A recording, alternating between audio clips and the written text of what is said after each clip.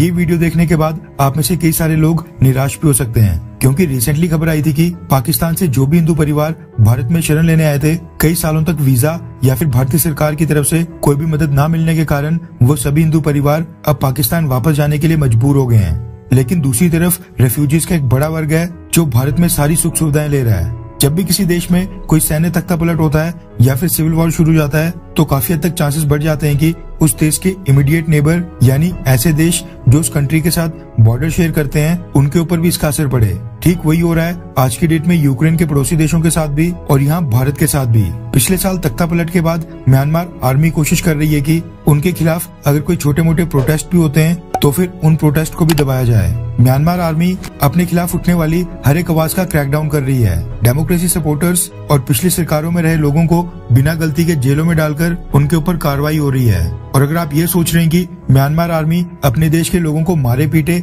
या फिर उनके साथ जो भी करे हमें क्या लेना देना, तो इस बार आप पूरी तरह से गलत हैं, क्योंकि इसी के कारण अब भारत भी इफेक्ट होने लगा है। भारत के टैक्स पेयर्स के लाखों करोड़ों रुपए म्यांमार आर्मी के कारण पूरी तरह से बर्बाद हो रहे हैं, क्योंकि मिजोरम के सीएम जोरमथांगा ने होम मिनिस्ट्री के आदेश के खिलाफ जाकर म्यांमार के हजारों रेफ्यूजीज को न सिर्फ अपनी स्टेट में जगह दी है, बल्कि सरकारी खर्च से उनके लिए खाने पीने और रहने का भी इंतजाम किया है, जिसके परिणाम स्वरूप अब म्यांमार रेफ्यूजीज की एक फ्रेश वेव भारत में एंटर हो गई है। रेफरेंस के लिए आपकी स्क्रीन के ऊपर द इकोनॉमिक टाइम्स के आर्टिकल का स्क्रीनशॉट है, जिसके मुताबिक फरवरी 2021 के बाद से अब तक 30,401 म्यांमार रेफ्यूजीज ने आधिकारिक तौर पर भारत के मिजोरम राज्य में शरण ली है। रिपोर्ट्स के मुताबिक म्यांमार आर्मी के क्रैकडाउन तेज करने के बाद पिछले कुछ ही हफ्ते के अंदर 10,000 म्यांमार नेशनल्स मिजोरम में शरण लेने आ गए हैं, जिसके बाद ऑफिशियल डेटा के मुताबिक मिजोरम में म्यांमार रेफ्यूजीज की संख्या 30,400 के पार हो गई है। दरअसल मिजोरम की 11 में से 6 डिस्ट्रिक्ट्स का बॉर्डर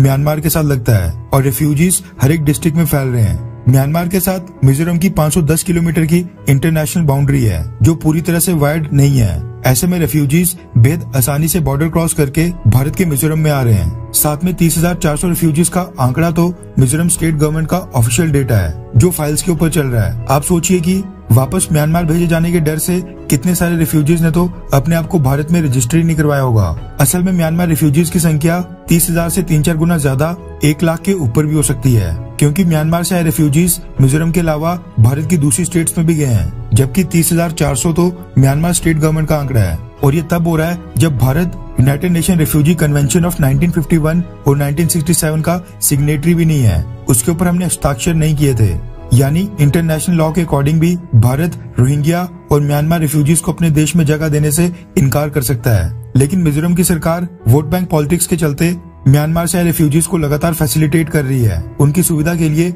कई सारे प्रावधान कर रही है।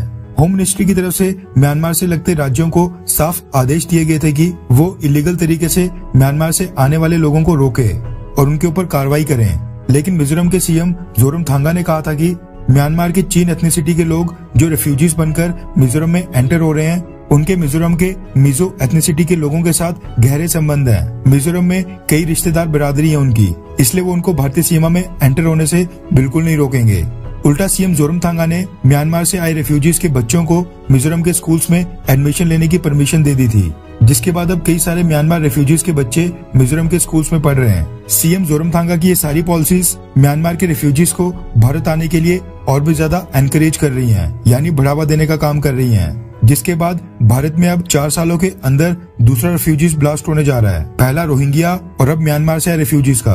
वहीं दूसरी तरफ जो पाकिस्तान से हिंदू रेफ्यूजीज भारत में आए थे, वो भारत में किस कंडीशन में रह रहे हैं और उनको भारत में क्या ही सुख सुविधाएं मिल रही हैं, ये तो आप सबको पता है। और आज की डेट में वो सारे हिंदू परिवार पाकिस्तान वापस जाने के लिए मजबूर हो रहे हैं। खैर, आपको क्या लगता है कि अगर मिजोरम की सरकार सरकारी खर्च के ऊपर म्यांमार से आए रेफ्यूजीज को फैसिलिटेट, उनको सुविधा देने का काम कर सकती है, तो फिर केंद्रीय सरकार को भी पाकिस्तान से आए रेफ्यूजीज के लिए जल्द से जल्द कोई कदम उठाने चाहिए, ताकि उनको पाकिस्तान वापस जाने के लिए मजबूर ना होना पड़े। खैर, आपको क्या लगता है कि क्या भारत को म्यांमार के रेफ्यूजीज को भारत में शरण देनी चाहिए, हाँ या फिर नहीं? नीचे कमेंट करके अपनी राय जरूर बताएं।